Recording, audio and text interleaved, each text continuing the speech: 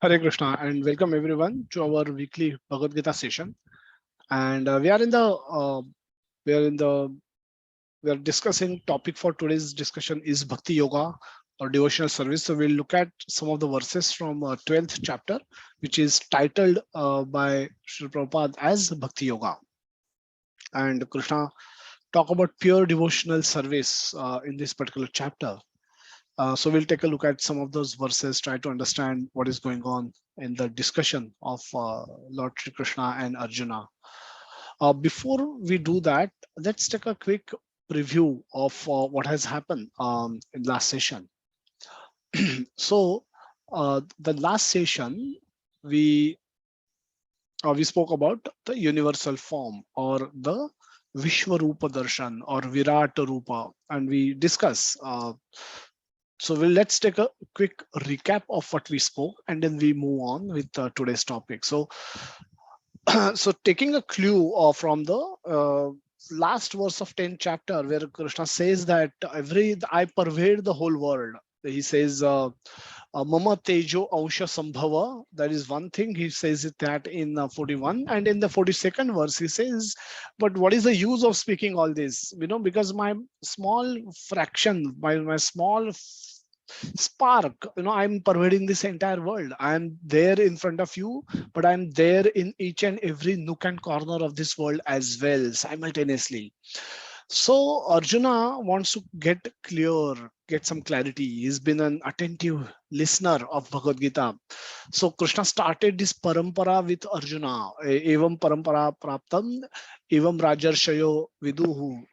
So kale neha mahata yogo nashtah parantapa. This yoga of Bhagavad Gita, or the knowledge transfer from guru to disciple, guru to shishya, ye khandit ho chuki thi. Krishna clarified this part in the 4th chapter itself, and hence he's saying that Arjuna, I want you to become the first listener. I want to restart this parampara so that you can become the first listener and you can pass on this information to others, or others can learn from your questioning. That's the whole object, or that is the whole purpose of Arjuna getting bewildered, asking, crying in front of everyone, and surrendering himself to Krishna and asking questions which prompts Krishna to speak the knowledge of Bhagavad Gita, not only for Arjuna's benefit or not for Arjuna's benefit. It is for benefit of all of us, all the people who will follow the Dwapar Yuga, those will come in Kali Yuga. They can make use of this knowledge and get their consciousness right and perform right activities and align themselves, align their life with Krishna's plan and come back to Krishna ultimately. So taking this clue, Arjuna asked the question that can you explain me more about this? And not only explain, but can you demonstrate me that universal form? How do you claim to be pervading all over the world? आप ऐसे कैसे बोल सकते हैं कि you are pervading the whole world, and how am I supposed to understand it? Can you show me? And that's the request that came from Arjuna. And then Krishna, so Krishna start before display, this gives a kind of a preview or a trailer. He says he explained what he's going to show, because what Arjuna is going to show, what Arjuna is going to see now was never seen before by anybody. So Krishna wants to make sure that Arjuna understand what he's going to see. So some orientation was given by Krishna. Then we learn that we don't just see by our knowledge. We see not by our eyes, but by our knowledge. While we're driving, we see a signboard which says that bump ahead or speed breaker ahead, or left turn ahead, right turn ahead, sharp turn ahead, accident prone area ahead. We become alert. However, we have not seen it. We have not seen any of those things, but we see the signboard on the road while driving and we make sense of it. So we see the signboard, but we are also able to perceive the speed breaker which is coming up next. So we accordingly take reactive action. So we see with knowledge. one may argue that you have not seen the speed breaker, so why you are slowing down? But we see the sign, and then we understand that there is going to be a speed breaker coming up ahead, and hence we slow down. So Krishna gives vision to Arjuna, special vision to Arjuna, and seeing it, Sanjay also had the same vision. So Sanjay is also witnessing everything that is happening on the battlefield. So Sanjay start describing the form of that Krishna manifest immediately after getting a request from Arjuna. Then this comes in the up till the 14th verse of 11th chapter. Then Arjuna himself start describing. Now Arjuna has himself asked Krishna to show this form. So in one sense, Arjuna knows what to expect, what is to expect out of it. It's not that he's completely caught by surprise. So he know what he's going to see. It's not completely unusual. And when he saw that, he felt wonderful. He feel jubilant. He felt he has already accepted Krishna as the supreme Lord, and now he's seeing it with his own eyes, why he is supreme Lord, how he is pervading the entire world, how his form is so supreme, that all the devatas can be visible there, all the rishis can be visible there. So everybody is inside him, so he's outside, and he's superior and supreme to all of them. So without competition, without any competition, he is supreme personality of Godhead. And this just underline the same fact that he knew. He has already spoken that in the 10th chapter. Now he's seeing it with his own eyes, and the same thing getting reiterated. And so that's why Arjuna is jubilant. Arjuna is delighted. He becomes very happy to see the universal form, and he starts describing it for the benefit of all of us. And when he's describing it, suddenly the form it doesn't form. Krishna had promised him that I will show you whatever you have requested me, I will definitely show you. And मैं आपको वो भी दिखाऊंगा जो आपने request नहीं किया है. And that Krishna start demonstrating his Kala Rupa. It's like we go for a horror movie, and we expect horror scenes to come up, fearful scenes to come up on the screen, and we are prepared to get scared a little bit also. And then we can obviously ask after the movie, मैं नहीं डरा था, तू डरा था क्या? We can ask other members that whether they were fearful, but while we were not, so how we are brave. But when you walk in for a horror movie, you expect something to come up that can raise your anxiety level, that can catch you by surprise, that can be a little fearful, that can get you a little worried, anxious. So you expected that. You expect that, and Arjuna was also similarly expecting that.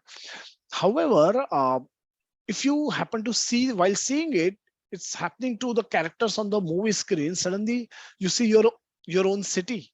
You suddenly see the areas where you live start appearing into that movie, and suddenly you see your neighbors, and they are getting impacted by the horror, whatever is going on. If there is a monster who is killing people and destroying homes and buildings, and suddenly you see that monster approaching towards your locality, suddenly you see that monster destroying your neighbor's home, and those people are all of those people whom they are running here and there, and suddenly you see this monster is approaching now your home. You see your home inside that movie hall, and then that's fearful, right? I mean, it's not easy. This is not what you have come there to watch in the movie. And so when you want to stop the movie, you can't even stop it. And then that's a helpless, fearful condition where in which Arjuna was caught up, because what now Arjuna has started seeing is the Kurukshetra battlefield. Up till now it was all okay. He was seeing Brahma on the lotus, he was seeing Shiva, he was seeing sages, he was seeing all the devatas, all the Gandharvas.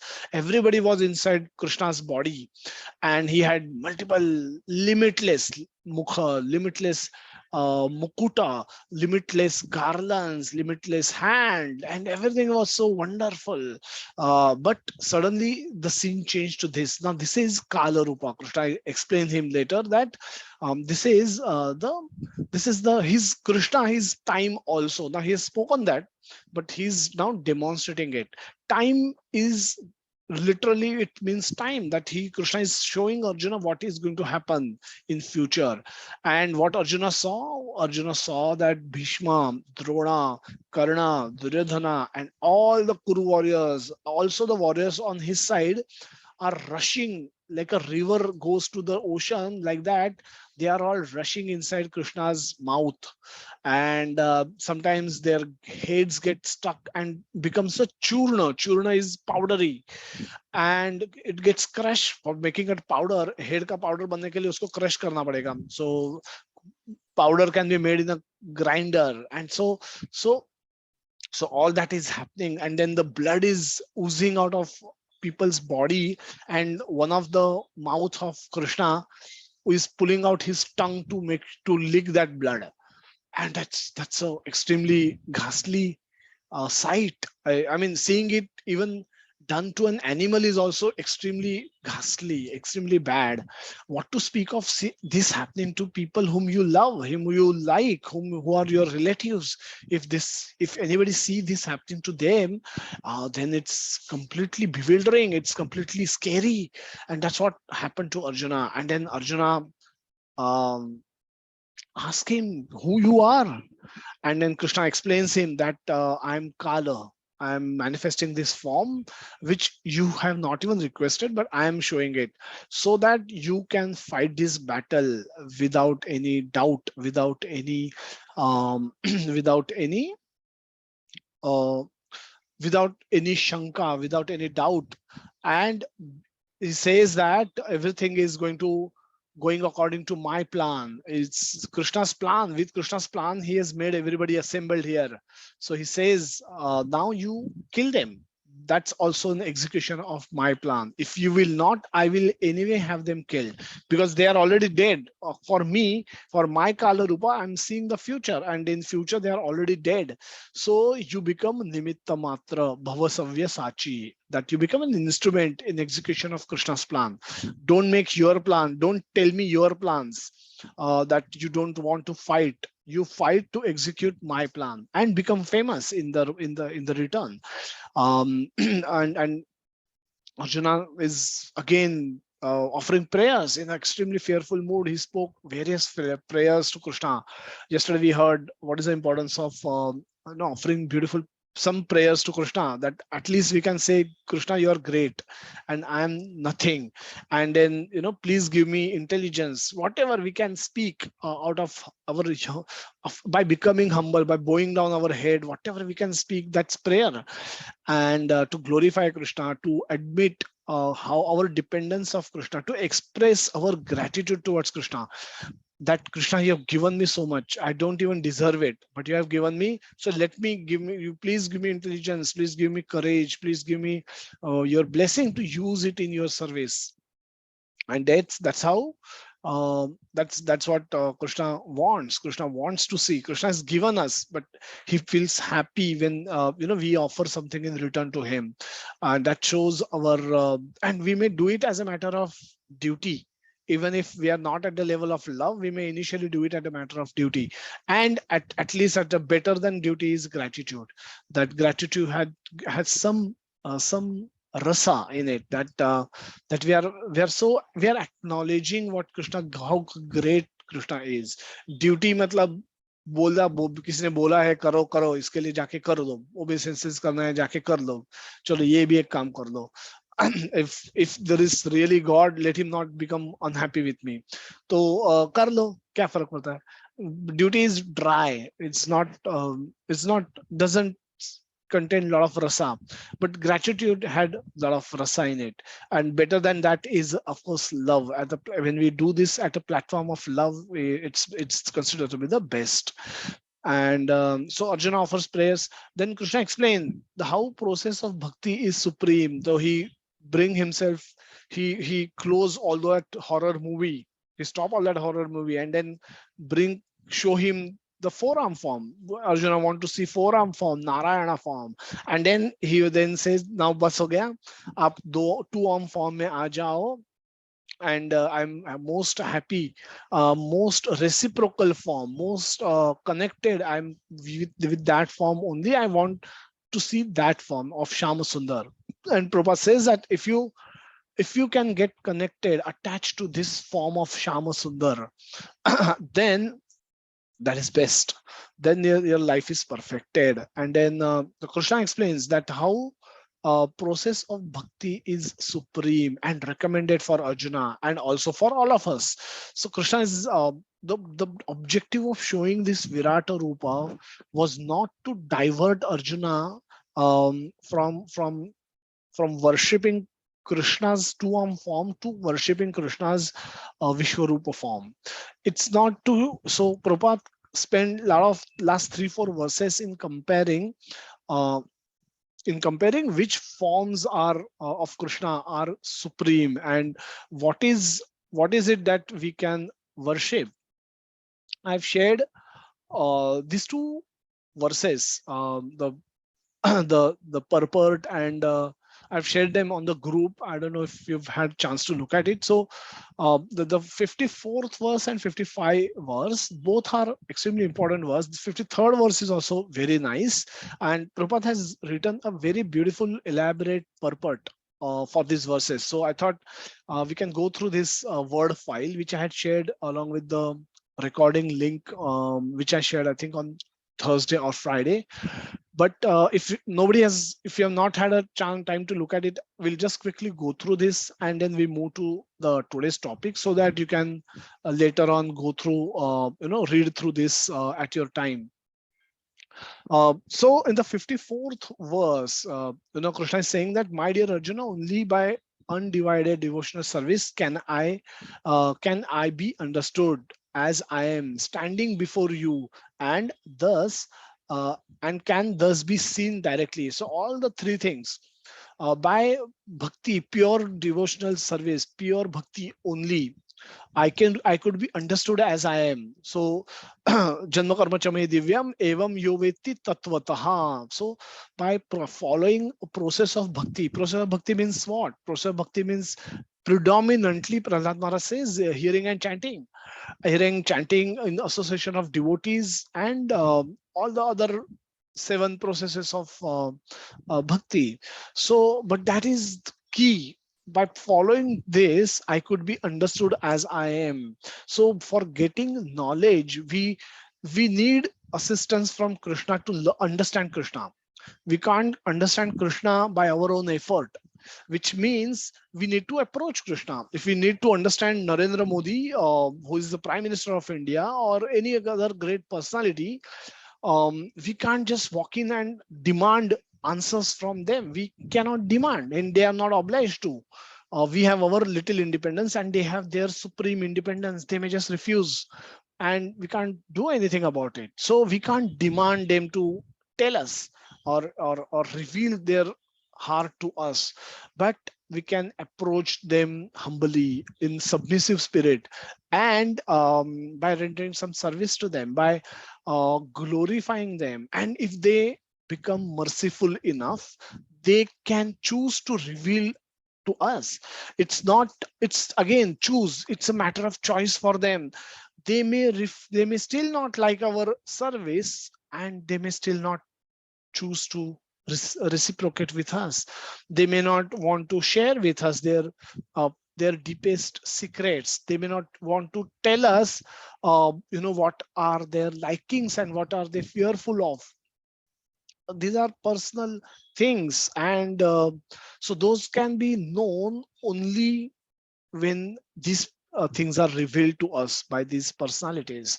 Krishna being no different. Krishna is supreme person. Prime Minister in India is a very important person. Is a much more powerful person than all of us. So he has this choice. So imagine, Krishna is the supreme Prime Minister of this whole universe and all the universes, which means how much more independence he can have.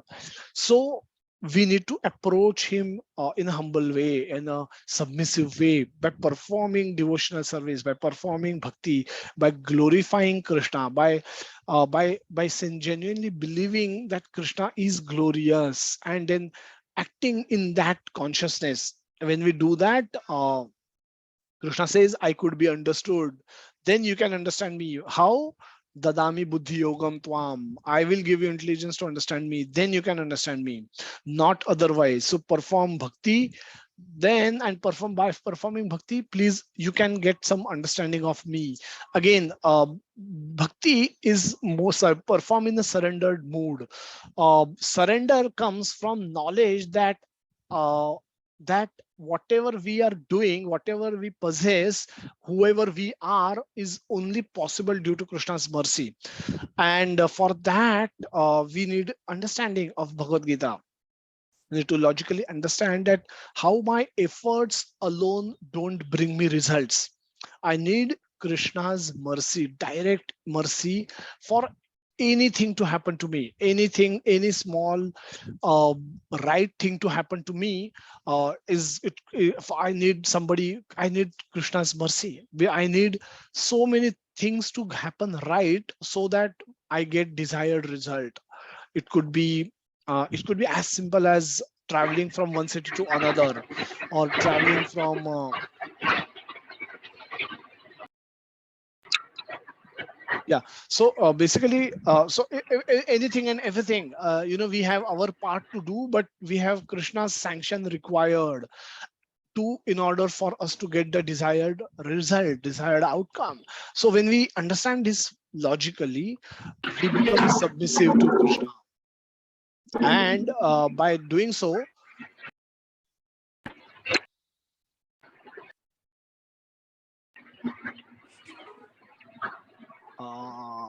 let me just mute all.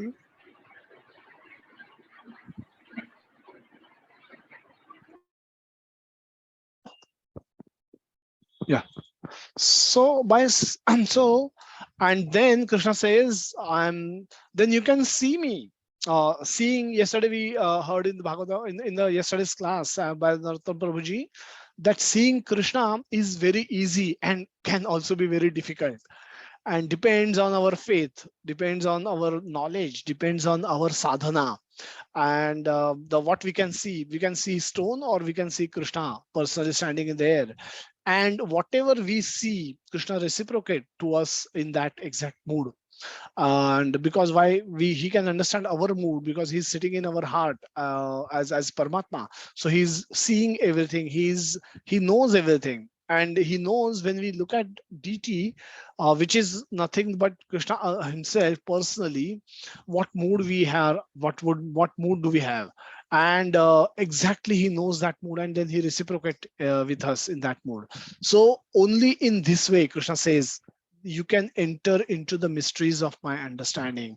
Why mysterious? Why Krishna's tattva, understanding Krishna's tattva is mysterious? Because it is mysterious. So um, because we are conditioned for possessing and enjoying mentality. We possess this, we want to have, we have enjoying mentality, and for ensuring uninterrupted enjoyment, we develop a possessive mentality, that we believe if we possess everything, we will be able to enjoy everything.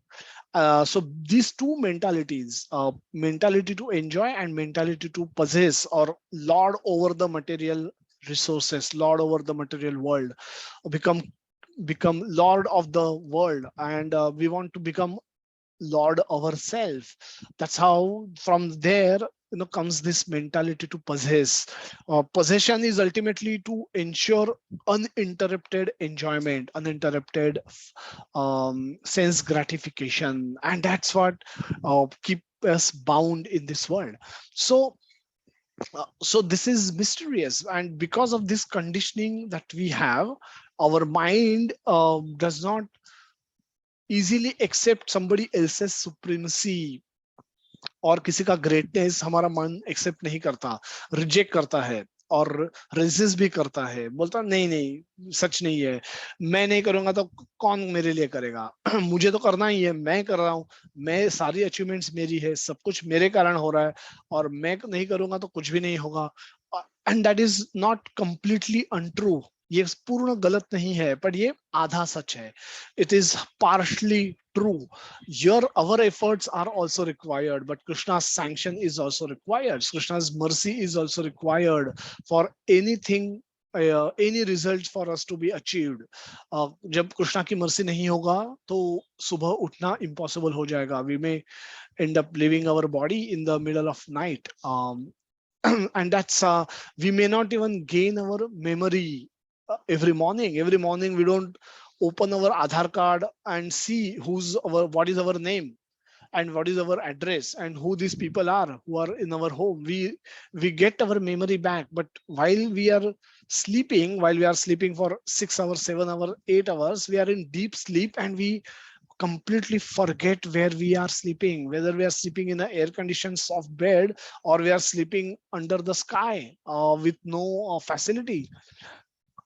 We just don't remember everything, and actually both comes at par, because both of them have forgotten. um, After hard work, after days hard work, when you go to deep sleep, you actually forget if we are sleeping in a building, apartment, a bungalow, or chawl, or a hut, or on the street. We just doesn't remember anything, and that's the state of mind that we achieve. And no matter where you are sleeping, everybody gets to this level, so everybody comes at par at that moment. And uh, and that's how that's the that's and but that's how our consciousness is. And that all makes it very complicated for us to accept Krishna as God, and become his devotee. That becomes very difficult. So but Krishna says bhakti is the solution, and bhakti is the only solution. So lot of lot of beautiful way in which Prabhupada has explained what is how penance, uh, when penance perform in accordance with rules and regulations, that is, and he gives example that observing fast on Ekadashi and Janmashtami. This is penance. We don't have to do unnecessary fasting. Charity, Prabhupada again explained that how charity should be done and where it should be done. The Krishna's philosophy, devotees who are propagating, engage in spreading Krishna's philosophy throughout the world. Krishna consciousness is a benediction to the humanity. Lord Chaitanya was appreciated by Rupa Goswami as the most munificent man of charity, because love of Krishna, which is very rare, which is very impossible to achieve, was distributed freely by him. So if one gives some amount of his money to persons involved in distributing Krishna consciousness, that charity given to spread Krishna consciousness is the greatest charity in the world. Many important points of our day-to-day use are made in these two verses. So one cannot understand Krishna by mental speculation. Again, this reiterating the same point. Only by bhakti, only by submissive bhakti, we can understand Krishna.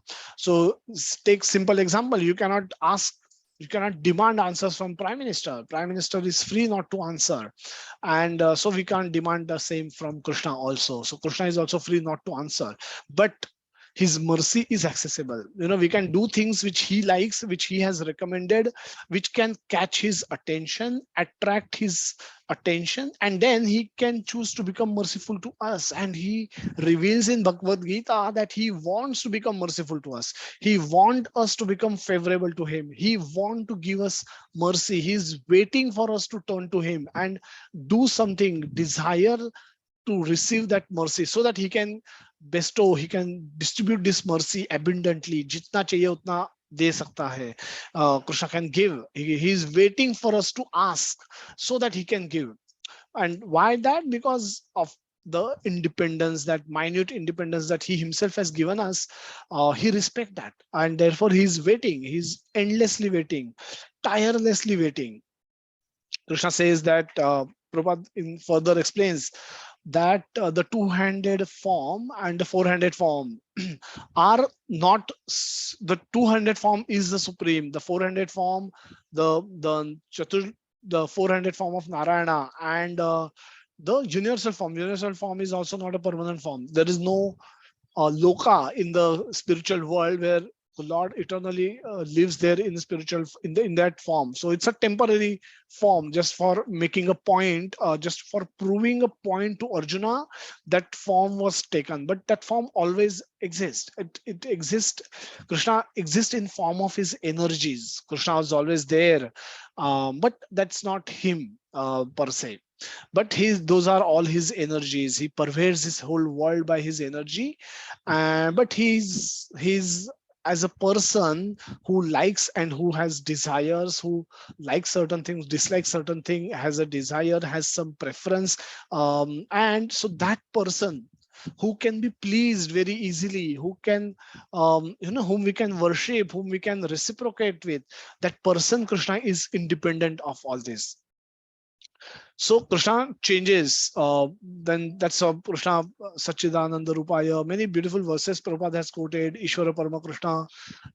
That verse is quoted from Brahma Samhita, and so on and so forth. So it concludes that universal form is not attractive for devotees. Devotees don't fall for that form, and devotees rather prefer the two-arm form of Krishna, which with whom they can reciprocate, and the form can reciprocate also.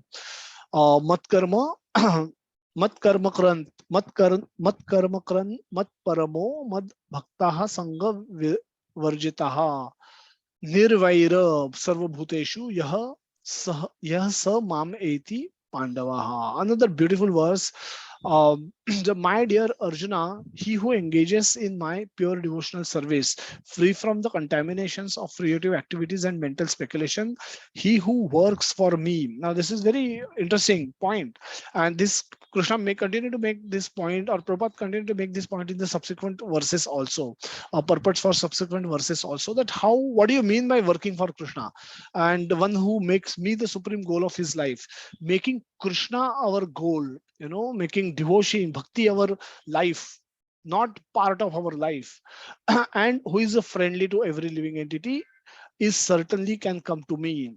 The way seen a little bit, but didn't go through the detailed purport. Again, has a very beautiful purport. You can go through this at your time, but we'll see some important highlighted verses, highlighted portions.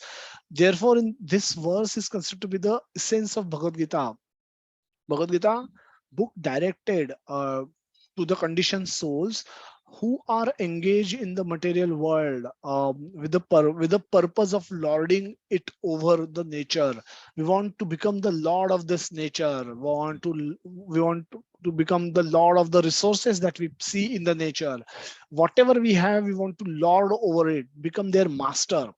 Not that we don't have that servitor mood. We don't want to become their servant. We want to own. We want to be master of the nature. Why? Because so that we can continue with our uninterrupted sense enjoyment. We have, in principle, the foundation of it is mentality to enjoy, and this gives us facility to enjoy uninterrupted in an uninterrupted way. So Bhagavad Gita is meant to show how one can understand his spiritual existence and his eternal relationship with Krishna, and teach one how to go back to Godhead. Now, here is a verse which can clearly explain this process. Another, no work should be done by any man except in relationship with Krishna. Now, that is called Krishna Karma. Now, one may be engaged in various activities, but one should not be attached to the result of his activities, work. The result should be done for Krishna. For example, one may be engaged in business, but to transform that activity into Krishna consciousness, one has to do business for Krishna. If Krishna is proprietor of the business, then profit will also be enjoyed by Krishna. Profit belongs to Krishna as well. If a businessman is in possession of thousands and thousands of dollars, then he has to offer all this to Krishna. He can do it, and that is work for Krishna. So all of us will not be able to work directly for Krishna. We will not be able to. We have our own obligations, and those are disconnected from propagating Krishna consciousness in the world. So which means we are not working for Krishna. We are working in something else which is not directly connected with Krishna. But Prabhupada says, but this is how you can purify your work. You can purify your work, and by doing this, by doing charity for Krishna, using the money that we have earned by doing activities, we can purify our work. The best is to work directly for Krishna, but second best is this. And this is what we'll see in the theme will continue in the 12th chapter, that Krishna tell you the best thing, but he does not stop you by telling the best thing. And he doesn't say that if you're not able to do the best, you have no hope. He create hope for us by giving us a step-by-step manner that ये best है. But अगर if for some reason, for some conditioning, for some whatever the problems or shortcoming that you may have to follow the best, you do something little less than the best, or less than the best, or less than the best, and he keep giving you concessions. जैसे हम नए भक्त आते हैं तो हम बोलते हैं कि 16 माला करनी है, प्रभुपाद जी ने बोला है, बट आप शुरू में एक माला से चालू कीजिएगा, and every Ekadashi you can increase your rounds to 2 and then to 3 and then gradually come to 16. But if you believe Krishna is God and you believe in all that what we have discussed, then you'll also have no other choice but to agree that whatever acharyas have told us, who have given us this knowledge, has to be done. Which means if Prabhupada has told us to do 16 rounds, I'll be extremely foolish for not doing my 16 rounds, because this is minimum, this is not maximum that Prabhupada is recommending. Prabhupada started with 64, but then mercifully has agreed and given 16. Now why 16? Why not 10? Why not 8? Prabhupada says nothing doing, nothing less than 16, which means minimum 2 hours engagement in chanting of Hare Krishna Mahamantra. That is what is Prabhupada is asking on behalf of Krishna. And this is possible because Prabhupada can demand, because Prabhupada is so deeply intimately connected with Krishna, and Prabhupada speaks and Krishna sanctions. It just has happened and done so many times, which means then we are obliged to follow Prabhupada's words. We are obliged to follow 4 regulative principles. We are obliged to perform devotional service of hearing and chanting, and we are obliged to chant our 16 rounds. We are obliged to eat prasadam only, so that we are obliged to perform fasting on Ekadashi and on Janmashtami and all important days wherever our devotees tell us. So this is critical, and critical for remembering Krishna always, critical for remembering that Krishna's position always, remembering Krishna is God always. Otherwise, we will remember we are God, Ishvara ham bhogi. We'll come to that conclusion. If this becomes little fade, then that becomes clear and stronger. So if, and that is the reason for bondage for us in this material world. So freedom can come from Krishna, and hence we need to consciously cultivate remembrance of Krishna. And for that, whatever our acharyas have prescribed, we need to follow. So what mat parama is again one who consider the association of Krishna and his supreme abode to be the highest perfection of life. Sangha varjitam, sangha varjitaha is one should disassociate. Sangha kiska karna hai and kiska nahi karna hai. Varjitaha means to give up. To give up association of whom? Those who are against Krishna. Who is against Krishna? Anybody who wants to become Lord, Ishvara aham bhogi, who wants to control and enjoy without Krishna, is person against Krishna. So Krishna does not. Now, yesterday we all enjoyed. We had organized for a Chappan Bhog offering in the to Lord Jagannath, and everybody ate profusely. Everybody ate. All wonderful bhoga was brought and offered, and everybody ate. So Krishna doesn't want you to live a sad life, which a impersonalist, a Mayavadi sannyasi, Mayavadi follower may actually end up living.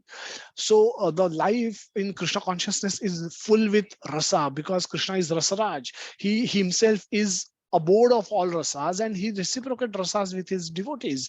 Rasa with is nectar, and so the food, is one of the most dear thing to Krishna. One of the most favorite thing for Krishna is eating. It's spoken about eating in Bhagavad Gita itself on many occasions, and Bhagavatam has detailed narrations of what Krishna eats with his friends, how Krishna is fed by Mother Yashoda and Mother Rohini. What do they cook? What rice is something that's been a constant companion of Krishna. Chip rice, we see Sudama brought, he ate. The rice grains is what he offered to the fruit seller.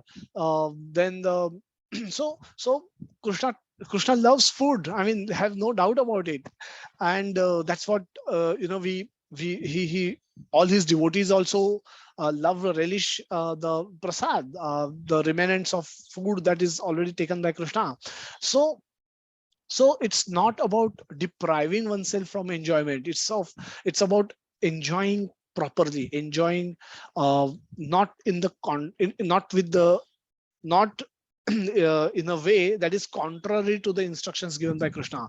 Then we are treading in wrong zone. We are treading in dangerous zone where every action of ours incur reaction, and we are bound by our karmic fruits, which we will have to take birth after birth after birth after birth to fulfill those enjoy or suffer because of those fruits. So then anukulyasya sankalpa pratikulyasya varjitam, that's also a beautiful verse. So a lot of noise information is provided in this particular section, in these verses, and nirvairya, how devotees are friendly with everyone, and Haridas Thakur, and why they take such risk becoming friendly. What is real friendliness? Real friendliness is distributing mercy, that what we possess, whatever the best thing that we have, when we share, we want to share it with others, our neighbors.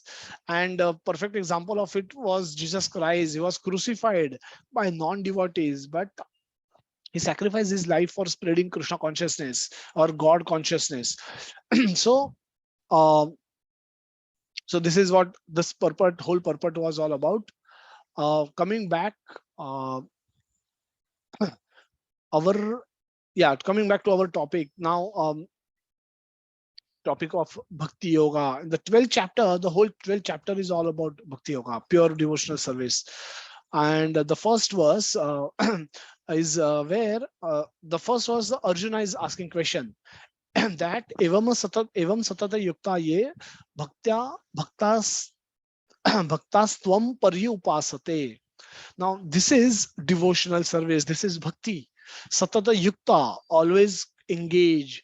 Bhakta Tvam is a direct reference to Krishna. Arjuna and Krishna are standing in front of each other, and then Arjuna is saying Tvam, आपको भक्त करते हैं, आपकी भक्ति करते हैं, उपासना करते हैं, आपकी with process आपकी भक्ति करते हैं. These bhaktas आपको पूछते हैं, they become your devotees. They are worshipping you. They are your devotees, and satata yuktanam, continuously, without deviation, they perform bhakti to you, towards you, O Krishna.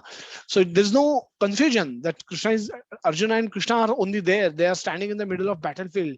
When Arjuna is pointing towards Krishna and saying ki all the devotees worship you, there is no scope for Arjuna to point at anything else other than Krishna. So it's Krishna himself. All devotees are that of Krishna. All the devotees are worshipping Krishna.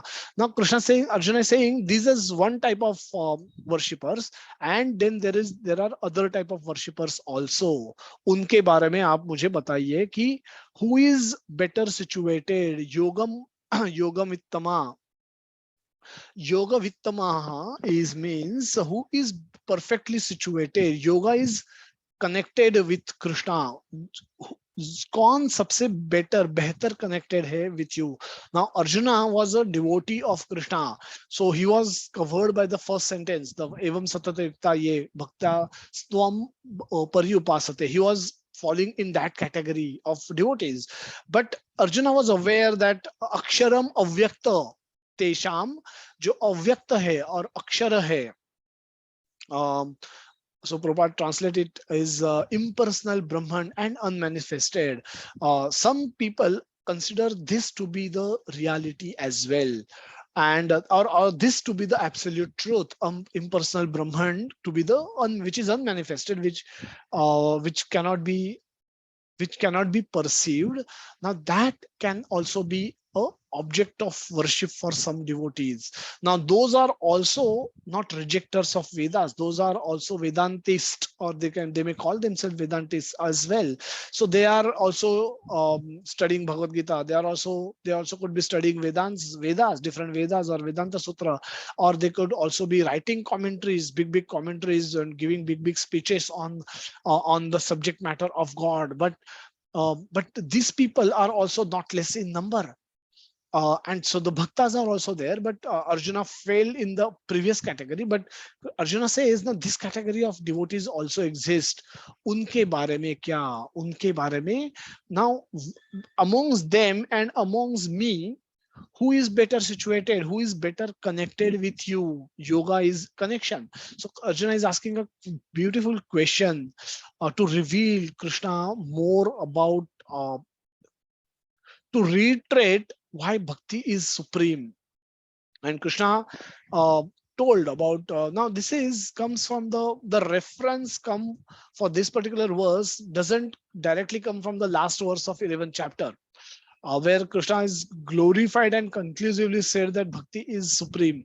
But Arjuna is also aware that there are impersonalists, those who do not want to perform bhakti towards personal aspect of Krishna, personal form of Krishna, the deity of Krishna. Now Arjuna wants to know, between them and between those who worship Krishna, who is better connected? Now this comes from, there's a verse in the 9th chapter where Krishna has spoken about three aspects, three types of worshippers. One is ekatvena, pruthakwena bahuda, and vishvato mukham. Now pruthakwena bahuda are the demigod worshippers. So there are demigod worshippers. Pruthakwena bahuda is there are many gods, and then different devotees want to have different object of their worship, different deity.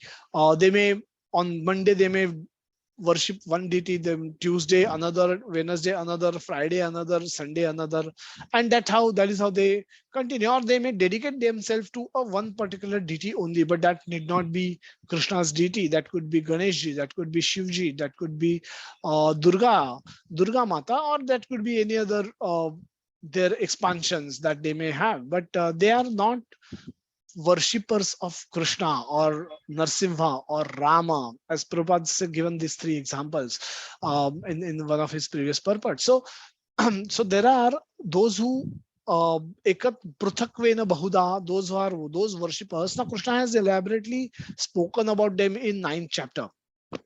He has explained why these people, who these people are, what do they do, how their faith is made.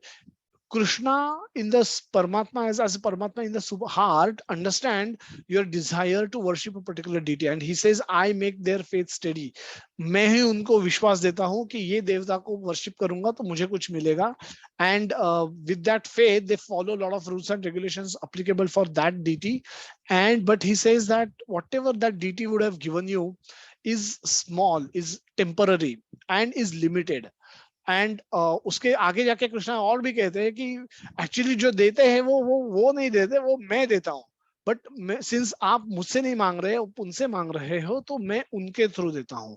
So whatever benedictions they are giving are actually given by me. And this type of worship, Krishna call it as indirect way of worship, or wrong way of worship. So this was explained. Vishwatamukham was explained, is Virata Rupa, Vishwarupa Darshan, that was explained, discussed in the 11th chapter. But Krishna has not elaborately discussed about Ekatvena. Now, those who want to become one with the Brahman, one merge in the Brahman, Krishna has not given any great detailed explanation for the same. Now, this also gets covered in the 7th chapter. Krishna has, there are many verses where this topic came up, and we also had discussed when we were discussing those verses. And again, it comes up in the 9th chapter. And so this is, but this aspect was subsequent to this. This was not spoken a lot, and so Arjuna wants Krishna to draw his give some attention and talk about this aspect also.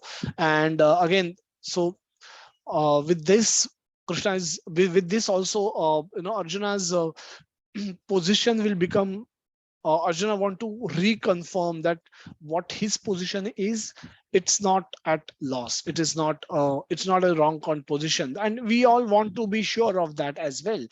We are following this path of bhakti, and at times some doubts can come into our mind as well. कि और कोई process बेहतर होगी इससे, तो we ऐसा हो सकता है क्या? And are we doing what we are doing is what we are doing is right, or is this the best, or there's some other best that exists and we are considering this to be the best? Now this doubt can also be existent in our mind also. For us, we can also get this doubt. So Arjuna's question becomes very relevant for us, and what Prabhupada explains, we'll look at it, and then we'll look at some other things also. Prabhupada says that generally, Prabhupada again give broad classification of transcendentalists. Now, the transcendentalists are those who are obviously who have accepted Vedas as the supreme. They understand there is one Param Satya. Absolute truth is Param Satya. There is God, and there is God, and then now the conception of God is unknown, or there are two different conclusions people would have drawn, what that conception is, and based on that conception, people are generally broadly classified, can be classified into personalist and impersonalist. Now the personalist devotees engages himself with all energy in the service of the Supreme Lord. Now they want to love God, they want to serve God, and that's it. They don't want to do anything else. They don't want anything else for themselves. And speciality about Krishna is when you want to love Krishna and you want to serve Krishna, Krishna wants to reciprocate with you. Ye yatha mam prapadyante tam sathaiva bhajamyaham. Ye yatha mam prapadyante. As you surrender to me, as you come to me, I will reciprocate with you. And so when we want to love Krishna, we want to serve Krishna, Krishna also wants to love us, and Krishna also wants to serve us. Vrindavan pastime, Sukhdev Goswami explains that Krishna was like a play toy in the hands of gopis. He was like, and he himself believed that he's a gopa, he's Gopal, and his job is to love and serve all those people in Vraja. And so when he was living there as a Gopal, he forgot that he's Supreme Personality of Godhead, and he lived like just like other boys, just like other small boys wandering in Vrindavan jungles, taking calves initially, then taking cows, killing demons. Occasionally, he used to remember that he is God. Whenever he used to see Vrajavasis in danger, his godliness used to come back. But otherwise, mostly he lived life of a Gopa Kumar or a Gopal. Those one who are whose job is to tender cows, and he was son of Nanda Baba. He used to run, take his shoes whenever he had to go out. He used to be such a lovely darling of Vrindavan, and the whole Vraja, whole Vrindavan Bhumi, everybody, all the residents of Vrindavan, they were actually considering him as a boy, as just an ordinary boy. And occasionally Krishna will remember, whenever he would see them in danger, he will remember that, okay, I'm God also. And then he would do something, and people will forget that. People used to forget that also. And then they used to say that demon came with bad thoughts, or demon only came with bad intent, and God killed him. God taking mercy on us, he killed him. Krishna never did anything. Even though Krishna was saved, uh, Trunavarta ho, ya ya Putana ho, demon after demon, Krishna would they would find Krishna missing.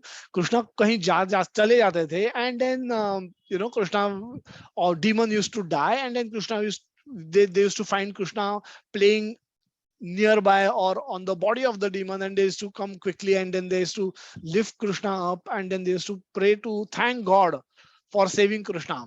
And sometimes boys used to explain this, जैसे कि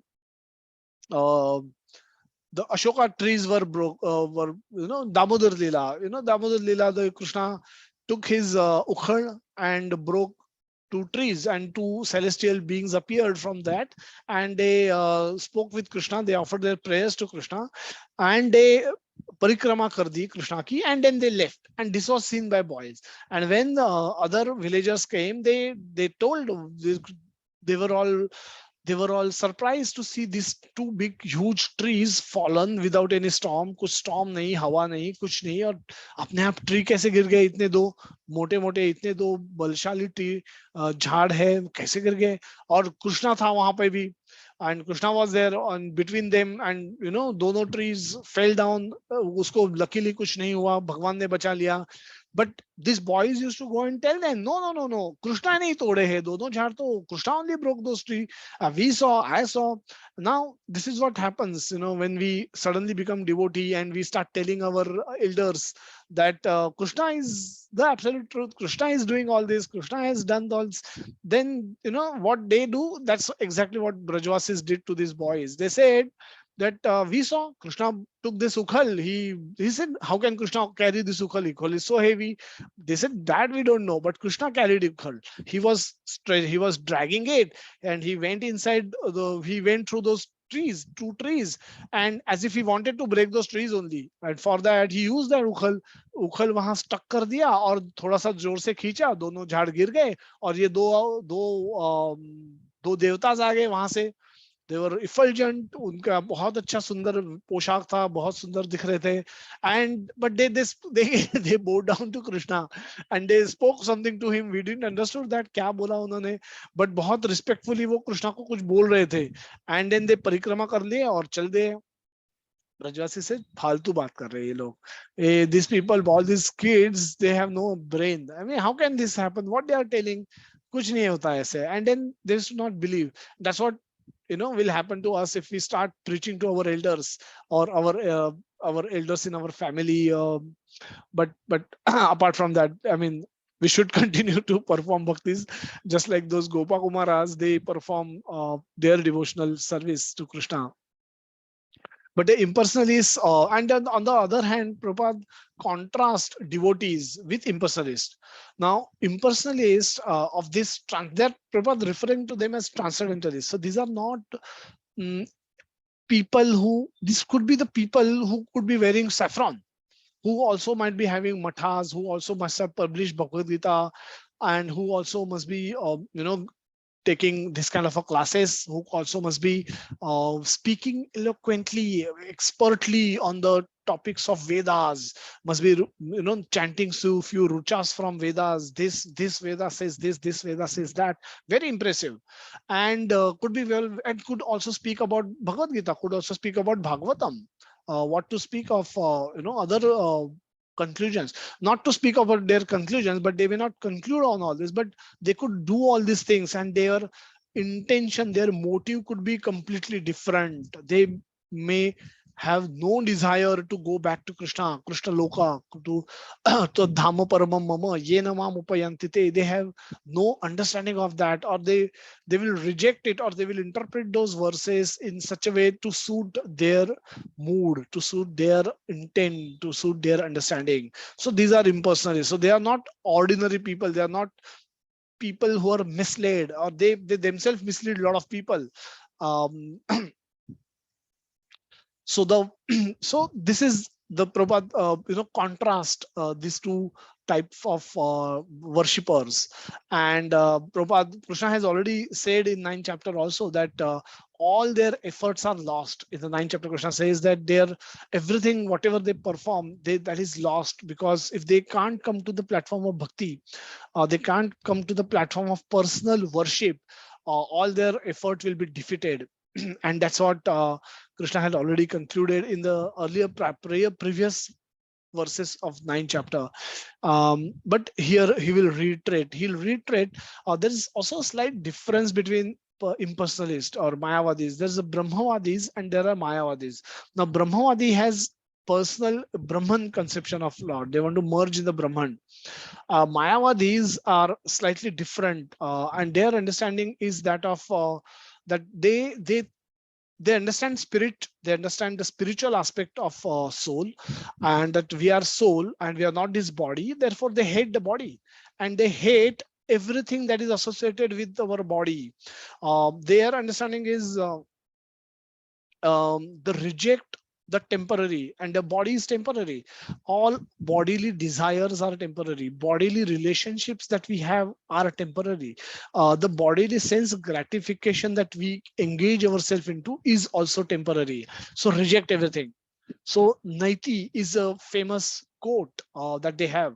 Naiti, reject everything, reject everything. Only accept permanent, what is eternal, what is what is spiritual. So this is their understanding. They want, so their own spirit, their own knowledge that they are spirit, and they will merge in the limitless spirit, and they will become one with spirit. That is the ekatvena. The formless or limitless, nirakar, nirguna, these are some of the conceptions that they speak for. The form puts limitation, so that's why they are not agreeable to the worship of a form.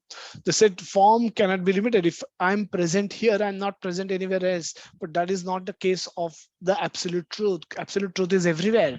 You cannot limit your absolute truth in form of a deity and say that only this is absolute truth.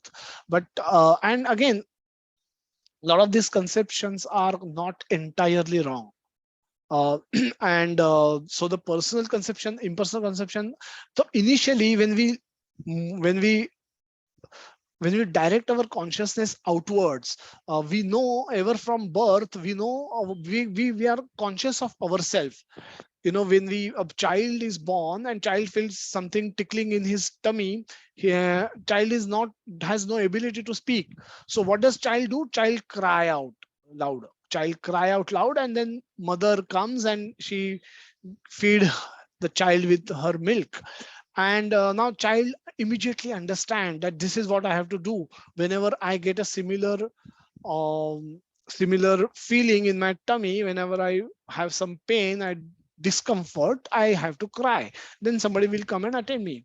Now this is a self consciousness. As we move our consciousness outwards, we don't really, as we grow, and we understand that the whole world doesn't really happen according to our desires, our wish and fancies. We want to play in the evening as a child, but sun sets and then it becomes dark, then it's not very conducive for playing. So I have to take rest, forced to take rest. So the day and night happens not according to my plan. It happens when it has to happen, then I have to adjust my plans to this. So when I'm directing my consciousness outward, I start realizing that the world is really superior. The world is superior and world is also supreme. So this is our, so that's where Krishna has explained all the vibhutis, that when we direct our consciousness to the world outside us, we should understand that the forms, the people who are attractive, who are getting our attractions, are all Krishna's vibhutis. Whatever good in them, whatever attractive in them, is Krishna's mama tejo ansha sambhavaha, is a small spark of Krishna, and whatever outside that, outside the people, is the world.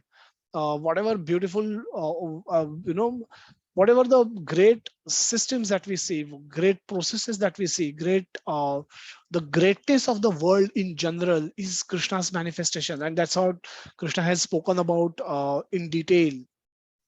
So when we take our consciousness outwards, we first, our understanding of the absolute truth, अब कोई उसमें भगवान है, and then that Bhagwan is so great that how you will put him into, limit him into a form of a deity.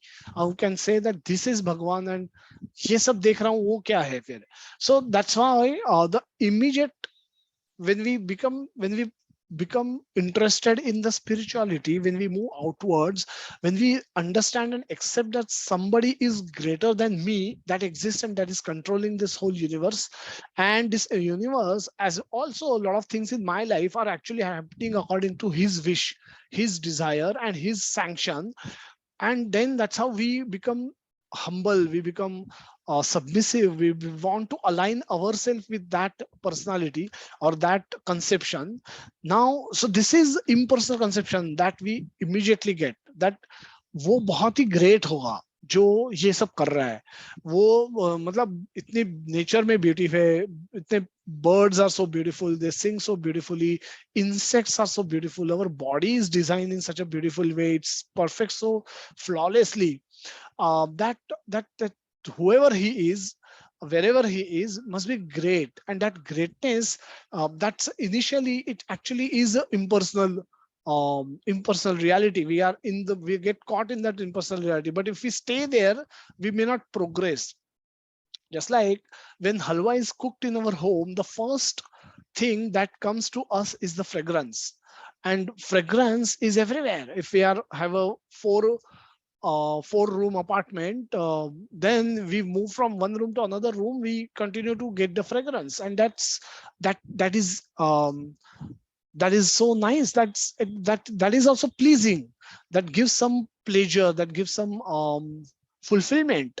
But that's a limited. But that's a limited understanding of the absolute truth.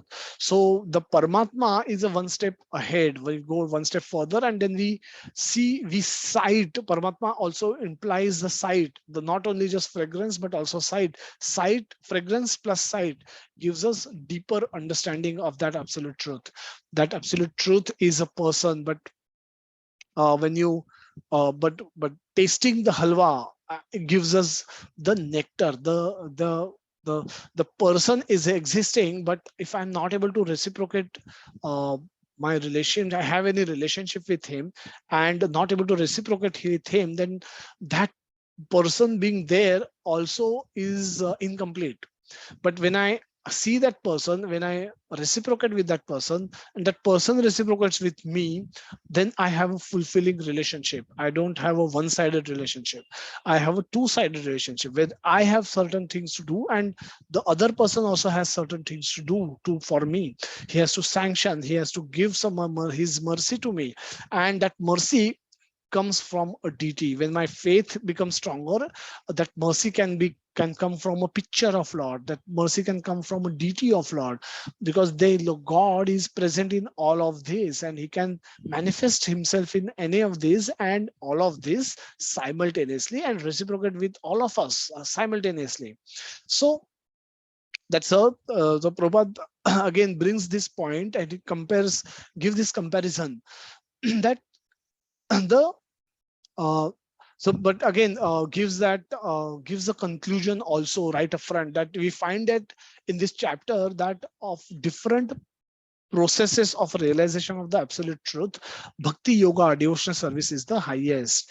And if one at all desires to have the association of Supreme God, then one must take to the devotional service. So again, we are continuing on the theme that we spoke in the last couple of verses of last previous chapter. So Arjuna is here questioning which position is better. Agar mera position, I have this position, and is this better, or is something else also that is better? Who is better connected with you? Arjuna wants to know that because he wants to be the best. He wants to follow the best path. He does not want to compromise. So there are different ways to realize absolute truth. But Krishna indicates in this chapter that bhakti yoga or devotional service to him, again, to him, is the highest of all. It is the most direct, and it is the easiest means of association with the God. In the second chapter, now Prabhupada gives a progression also, speak about the progression in the purport. What happened in second chapter? Second chapter of Bhagavad Gita, Krishna explained that living entity are not body, they are spiritual spark. Now this is basic knowledge. Of a Mayavadi, pure Mayavadi will remain at this level only, and then he will say, if I act, I will incur action, and then action will give me fruit. So I will stop acting. I will not act only in the world. I will, if I want, if I eat nice food stuff, then I may get a desire to eat also again more and more and different things, and those are bonding, because that will cause me bondage, that will make me work hard, then get a lot of facility, and then to eat that. So just eating, desire to eat also will involve series of activities, and that can bind me. So Mayavadi, pure Mayavadi will want to reject everything, will want to reject eating, all want to eat only just to live, not to eat only bad tasting food, so that he continue to live. Also he doesn't want to get entangled in eating tasty food. But a devotee does not want to eat for himself. He wants to cook for Krishna, for the pleasure of Krishna. So we, before bhoga, we circulated guidelines for cooking bhoga, and very beautiful guidelines, and then which says that you have to meditate on God. You have to meditate that you're preparing this food for consumption by God. So you have to meditate on him while cooking, and play some kirtan, take bath, and then cook. There are so many beautiful instructions for given. Now, while all this is, agar if the purpose is only to fill belly, then kuch bhi kar liya, kya farak padta hai? But Krishna says if you do that, that is like eating sin only. So Krishna says you offer me and then eat. Not that he's hungry, not that कोई दे नहीं रहा है उसको, or not that no, he does not have any other means to eat, or not that he's lazy कि आप सब मुझे बना के लाके दे दो. But he himself has given us this food stuff to us, grains to us, vegetables to us. He has put taste in these things, and he, now having given you this, now he has a desire that it is nice if you will offer it to back to him. Not that he wants to eat, but it is nice if you can offer it back to him whenever, before consuming it. Now it is for us, it is for you alone, but if you can choose to offer it back to him, he feels happy. He will return you everything, so that you can actually fill your belly also, you can nourish yourself also, you can live a very healthy life also by eating that same food stuff. But Krishna becomes happy. Krishna becomes happy when he sees somebody offering him back whatever he has got from Krishna. Now that's why would Krishna want this? Because he's a person. Because he's a person, just like a father, when father comes home and brings himself some nice food stuff, and kids come running, kids come take that food stuff and go away.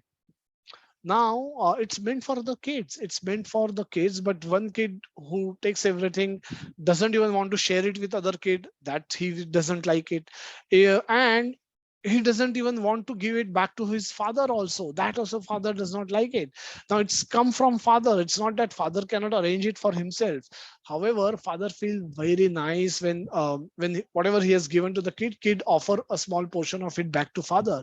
Now father may not want it, father may not even take it, father may not even consume it, or he may return simply to back to the kid, but he has felt very happy in the process. That and that desire Krishna has. Now what can we do about it?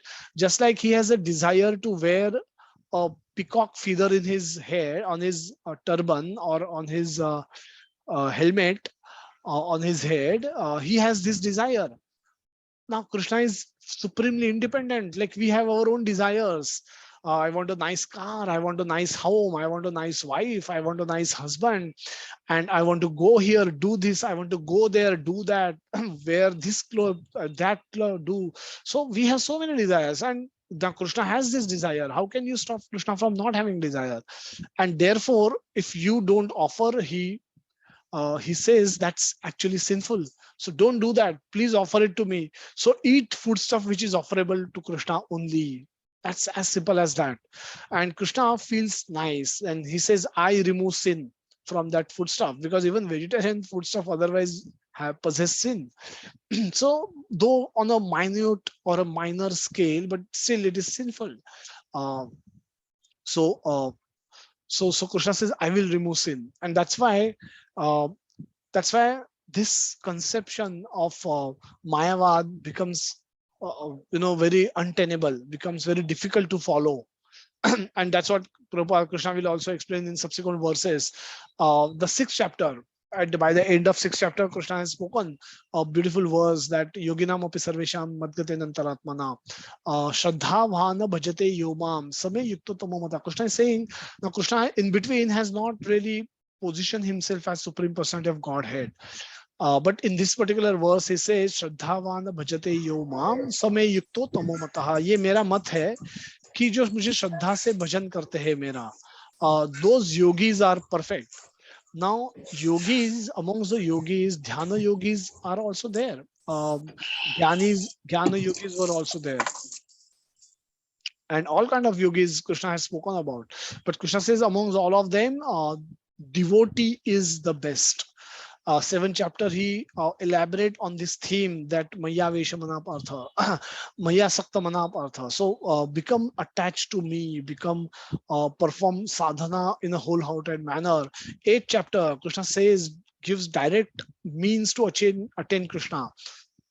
How you can come to Krishna. And that's how in practically every chapter, Prabhupada says, the conclusion has been that one should be attached to the personal form of Krishna. For that is the highest spiritual realization. So Prabhupada is again reiterating, and that impersonal realization, if anybody wants to follow, is is one very difficult. It's and so Krishna used a very beautiful term called klesha. Klesha is miserable. It's not at all versus susukham. Bhakti is susukham. Bhakti is sulabha. And that opposite to that is this kind of process. So nevertheless, there are those who are not attached to the personal form of Krishna. They are firmly detached. Krishna says, become firmly attached. And these people are firmly detached. That even in the preparation of commentaries to Bhagavad Gita, they try to divert attention to impersonal Brahmajyoti.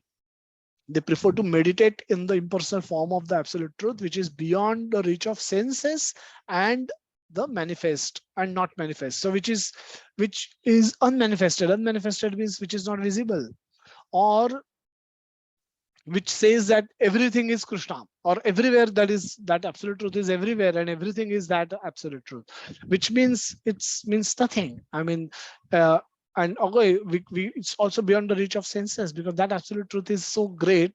It cannot be perceived. Achintya is also another word that is used in connection with that absolute truth in the impersonally by impersonalists. So now Arjuna is trying to settle the question that which process is better and which class is most perfect. We'll see a couple of more verses. Bhagavan Uvacha Maya Vesha Mano Yemam Nitya Yukta Upasate Shraddhaya Parayupasaste Me Yukto Tamamataha. Again, Samay Yukto Tamamataha. Similar wording is used here. The Supreme Personality of Godhead says that those who fix their minds on me, on my personal form, and are always engaged in worshipping me with great and transcendental faith are considered by me to be the most perfect. Now he settles this question by giving the very categorical answer. But this is a principle. He will next couple of verses he will elaborate on the on the part what he has meant there.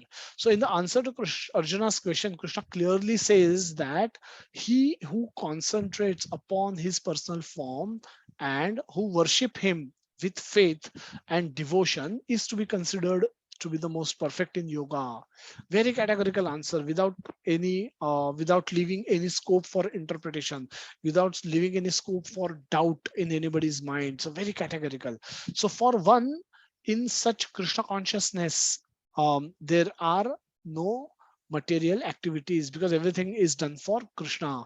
A pure devotee is constantly engaged. Something he sometimes he chant, sometimes he hear or read books about Krishna, or sometimes he cook prasadam and goes to the marketplace to purchase something for Krishna, or sometimes he washes the temple and dishes, and whatever he does not let a single moment pass without devoting his activities to Krishna. Such action is full in samadhi. Now, what happens? So this is a general principle that Krishna has given. Now, what happens to the impersonalists? Now, next two verses, Krishna explaining that for those who fully worship the unmanifested, that which lies beyond the perception of the senses, the all-pervading, inconceivable, achintya, all-pervading is everywhere, unchanging, fixed and immovable, the impersonal conception, the akshara of the absolute truth, by controlling the various senses and being equally disposed to everyone, such person engage in welfare of all, at last achieve me. So this process is extremely laborious. And that's, as you can see here by this wording, that at last achieves me, not that it is impossible to follow. Now that also cannot be the case, because Krishna can make himself can make himself available, not in different ways also. Again, that's his freedom. But Krishna says for this, it's extremely difficult.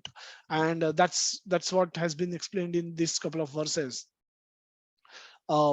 So all pervading, we are to manifest, worship whom?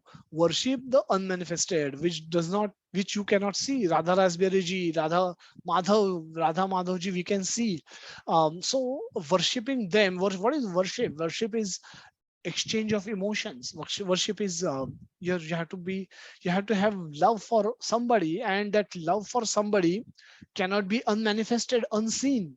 How to love somebody who has no form, whom you cannot see, whom you cannot feel, whom you cannot touch, whom you cannot serve, whom you cannot reciprocate with, who has no ability to reciprocate with you. What kind of a love that this is? Worship is loving God, loving that absolute truth. How can one love an absolute truth who is unmanifested, doesn't exist, doesn't exist in any form? And that is beyond senses. Now we have been given senses using which we can engage in serving Krishna.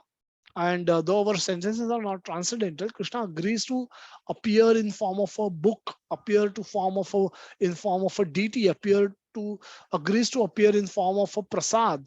And with using our senses, we can engage in serving Krishna by different ways and means.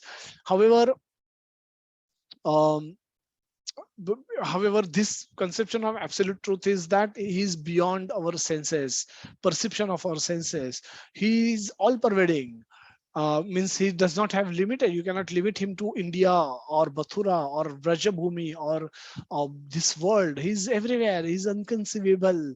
Now, unconceivable is true, but and that, but again, when it becomes an object of worship which is unconceivable, achintya, then it becomes extremely difficult for us to love somebody who is achintya, unchanging, fixed, immovable.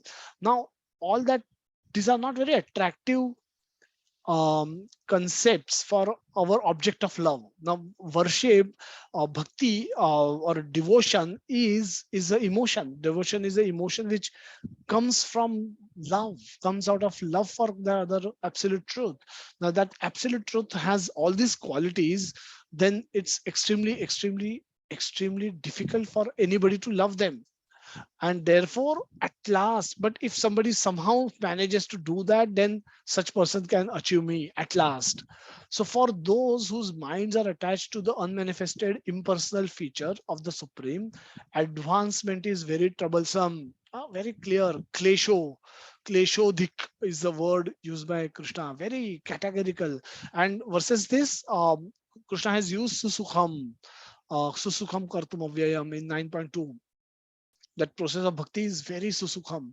To here he's saying it's very difficult, and Krishna has said that that the process of bhakti is very easy, very easy. Ananya chetaha satatam yomams arti nityasha tasyam sulabha partha.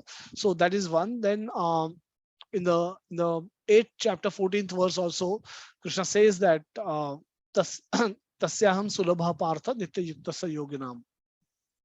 So sulabha, very easy, and here it is saying very troublesome, and klesho, it's full with misery. It's not easy at all, and so to make progress in that discipline is always difficult to for those who are embodied. Again, he's referring to the humans, the embodied, that the soul has acquired a body, and such people. This path is very difficult. Now, Krishna is saying is difficult, so we don't have to we don't have to really worry about trying it ourselves, because Krishna has called it kleshodhik, or very difficult, very miserable. So success is possible for an impersonalist, but the process is extremely painful and extremely difficult. This is opposite to the process of bhakti, which is susukham, and which is joyful, which is easy, sulabha. So hence Krishna is not recommending it to Arjuna, who is intimate friend and a devotee of Krishna. Bhakto semi sakha cheti. So Krishna is going to give him what is best for Krishna, him. And that's why Krishna is simply rejecting this path. And this is where he clearly identify that this is a recommendation. This again comes as a recommendation from Krishna. Yetu sarmani karmani mai sanyasya matparaha ananya neva yogena mam dhyayanta upasate tesham aham samuddharta mrityu samsara sagarat bhavami na chirat partha maya vesha maya vesha maya avesha maya aveshita chetasam aveshita chetasam maya aveshita chetasam. So very nice, very beautiful verse again, that Krishna says समुद्धरता मृत्यु संसार सागरात तेषाम अहम समुद्धरता मृत्यु संसार सागरात. So मृत्यु संसार के सागर से समुद्धरता, I am going to deliver you, I will deliver you. Aham, very categorically Krishna is taking the ownership. That's his reciprocation. That's how it's important that absolute truth should be reciprocal. Otherwise we don't know what's happening with our prayers. Even if we chant some nice prayers, if we know that the absolute truth cannot reciprocate, then that's very disempowering, very demotivating for us to perform sadhana bhakti in that manner. So that's why impersonal worship is brahmavad or mayavad is extremely difficult and not recommended, especially to the people in Kali Yuga at all. So Krishna is saying the translation, but those who worship me, giving up all their activities unto me and being devoted to me without deviation, without any deviation, um, engage in devotional service and always meditating upon me, having fixed their minds upon me, O son of Pratha, for them I am the swift deliverer from the ocean of birth and death. Oh, beautiful picture where Krishna depicts this. The whole verse is captured in this particular picture that where there is a devotee who is in ocean, and the waves up and down. Waves, being in ocean means you are forced to experience waves. You cannot avoid waves. The moment you land up yourself into the ocean, the waves are unavoidable. So waves are like sukha dukha, like kleshas that we have, uh, and so those are going to come. The the the janma mrityu jara vyadhi and the adi atmik, adi daivik and adhyatmik, adi daivik klesha. So these 7 types of miseries are the waves of ocean. And the mrityu samsara, this is going to be, there is going to be repeated birth and repeated deaths in this place as long as we continue to be here. And but when we perform bhakti, Krishna comes as not na chirena. Chirena means long time, and na chirena means very very quickly, very very in very short time. That not so long. I'll not take so long. Krishna says, very very assuring to his devotees that I'll not take long time to come. I'll come quickly. And samudharta from mrityu samsara sagaram.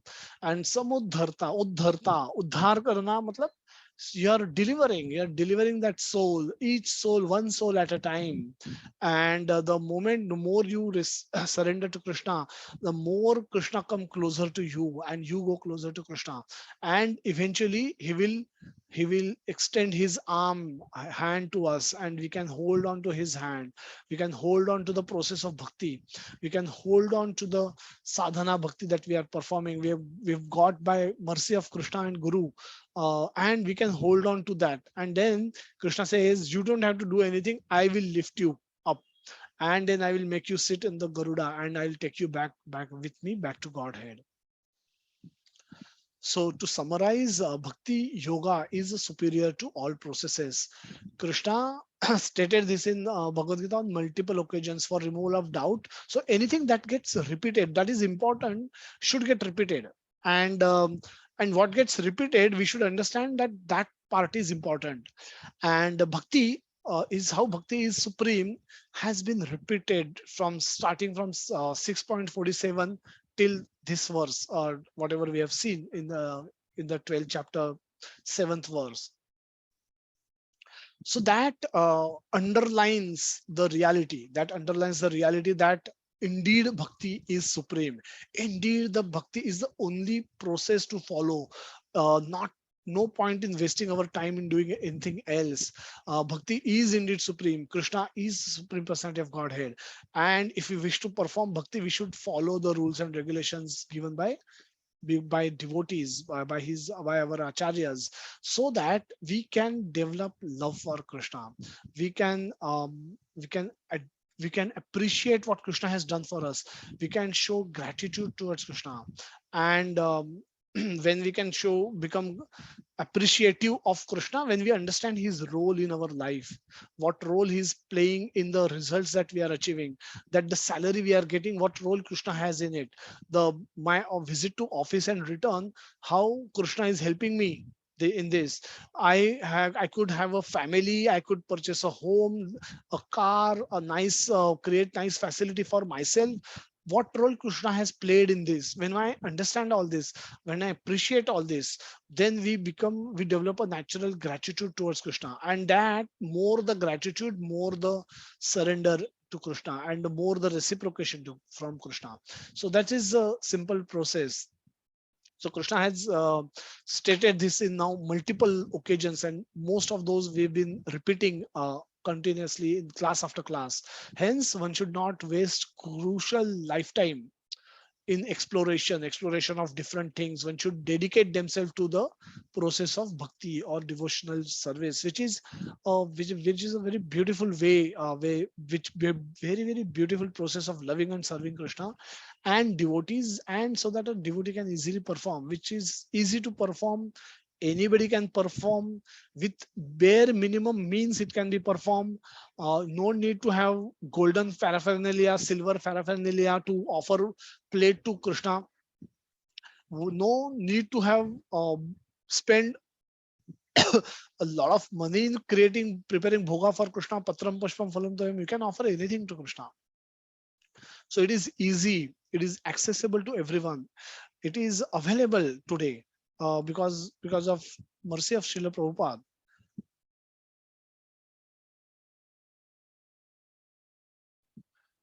And it has been delivered to all 40-50 people, those who are attending today, those who heard it yesterday, those who are endeavoring to hear it from devotees wherever possible, whenever possible. So having delivered it to us, we should now protect it. We should now hold it close to our chest, to our heart, protect it, help it grow. And by that, by following this, we can properly use our lifetime, live a life susukham way, a happy way, and at the same time perform bhakti, which is a sulabha, and cultivate constant remembrance of Krishna. Do everything for Krishna, which will ultimately help us go to Krishna. Our facility for cultivation of remembrance of Krishna is twofold, that we all provide apart from the classes that we held, the yatras that we organize, the Chapan Bhog functions that we organize, the temples that we have established, where we can visit and get connected with Krishna. These two facilities, these are happening because of the, thanks to pandemic, we could develop online preaching during this period, and we are continuing doing that in the post pandemic period as well. So we have a Zoom japa session, chanting session in the morning, and a Zoom reading session of Bhagavatam and Bhagavad Gita in the evening. So please do get connected with both of these sessions and all other sessions wherever we come across. So with this, I'll end today's session. We'll open up for any question answer that you all may have.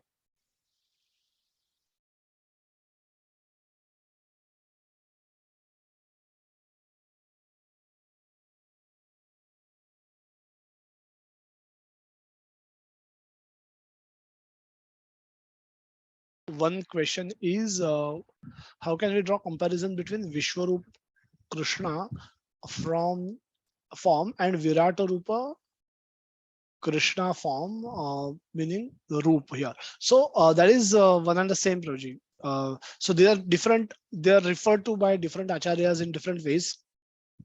The Vishwaroop, Virata Roop, or universal form. They all means that Krishna is showing how he pervades the world. Different manifestations are different times Krishna has shown this form. So those can also be compared. For example, Krishna ने ये form बताया था when he went as a Shantidut, and he went to Hastinapur, had discussions with Duryodhan. He was trying to convince Duryodhan why should he not fight. Why, if he can, मतलब आप पांडवों को 5 गांव दे देंगे तो भी I'll make sure that they will not fight. They will not. This war will not happen. You avoid war. And Krishna did not wanted Pandavas to become nimitta matra for the war, and he wanted trigger to have come from Kaurava's side. And Dhritarashtra was saying helpless. I understand this, but my son will not listen. You convince him. You talk to him. If he gets convinced, I am okay. But he knew that Duryodhan will not agree, and that's what happened. Then Krishna started speaking with Duryodhan. Duryodhan had actually planned earlier to arrest Krishna. He said, we'll arrest him only. He's coming alone. So what's big deal? We'll just simply arrest him. He knew that he has killed some of the demons, but he said, that's fine. We have so many warriors. So he was not at all concerned about that aspect. So he said, but then, people told him not to do that. Let him, let's serve him with nice feast, and we'll try and show him our opulence, and thereby we'll try and bring him to our side. If that happens, wonderful. But that didn't work, and then ultimately Krishna and Duryodhana, they spoke and they disagreed strongly, and then Duryodhana said arrest him, and then that time Krishna demonstrates his Vishwaroop, Virata Roop, in the assembly hall of Hastinapur, and that time it was so demonstrated that everybody could see it, and everybody saw it except for Dhritarashtra. But but it didn't make any difference to Duryodhana. He thought it's just some kind of a magic that he's trying to show. And but so it did not change his heart. Yashoda Maiya, when she saw it, what Duryodhan saw or what Hastinapur assembly saw was not what Arjuna saw. Arjuna saw much better, much different form, much complete form of Vishwarup. What Yashoda Maiya saw in when there was a pastime that happened when Krishna ate mud, and Balram also went and told Maiya that yes, Kana has eaten mud, and then she caught hold of him and saying, "I want to see." He's saying, "No, no, no, I never wrote. They are all cheaters. They all want me to be beaten up. They just आग लगा रहे, झगड़ा लगा रहे हम दोनों में. I'm such a nice boy of yours. Why you want to doubt? Why you're doubting me and all that?" And he tried all the tricks, but then Maiya said, "Ki no, no, you open the mouth. If you have not eaten mud, I will see not eaten mud. It will look clean, and that's fine. I will not believe them from next on onwards. But then you have to open your mouth and show me." Then Krishna opened his mouth, and then what Maya saw was Vishwarup again, a universal form. But that's again a different form. That's it was not at all ghastly. It was not fearful, but it was wonder struck. She was struck with wonder. Ki ye kya hai? And because she always had this feeling that he's my child. I have to protect him. I have to take care of him. I have to feed him. I have to bathe him. I have to dress him. And ये child ये कैसे हो सकता है? उसके मुंह में ये कैसे दिख सकता है मुझे? And that got her wonder struck. ये struck with wonder. Her madhurya or her vatsalya started going down, and Aishwarya Bhav started coming up. He said she started cursing herself. मैंने उसको ये किया था, मैंने उसको वो किया था. How could I be so? He's God. It seems he's only Vishnu. And if he's Vishnu, how could I be rude to him? How could I have I've done so many wrong things with him then already. And then similar mood Arjuna also got into. He started saying that as a friend, I would have done so many offenses to you. Now, as a friend, you do what you do. We slept in the same bed, we ate together, we did this, we did joke together, and that's what you like doing with friends. And friends, you don't want your friends to come and pay obeisances to you. Then that's not real friendship. You just want to do kushti with them. Yeah, you want to wrestle with them. You want to be friend with them. And similarly with mother, Krishna never wanted she to start paying obeisances to him, Namo Nama, and start offering agarbatti and start offering diya. He said, no, that's not motherly love. That how can he reciprocate as a child then? What is he supposed to do then?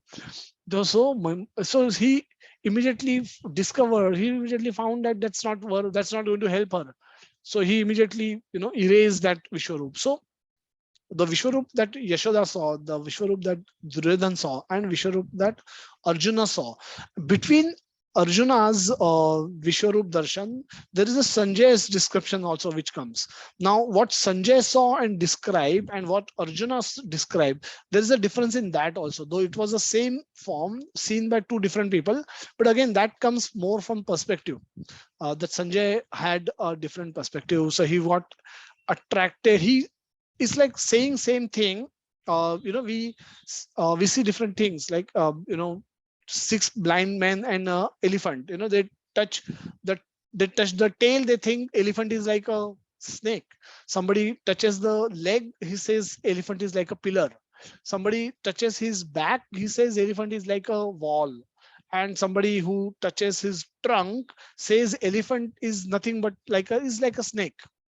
Now, so the difference in the perspective that two people will always have when they look at even though they look at the same incidents, that manifested from these two descriptions that Sanjay has spoken and Arjuna has spoken.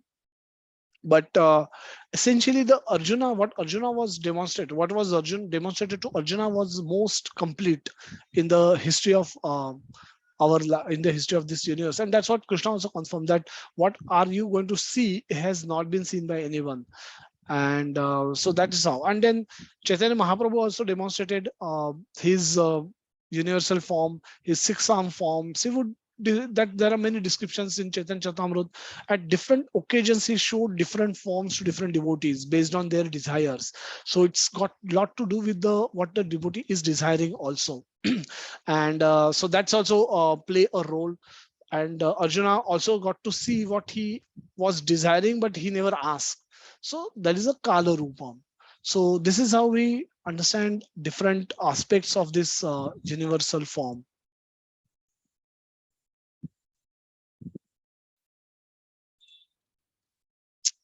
Thank you, Mataji. Happy Ekadashi to all. So I'll see if there is any other question.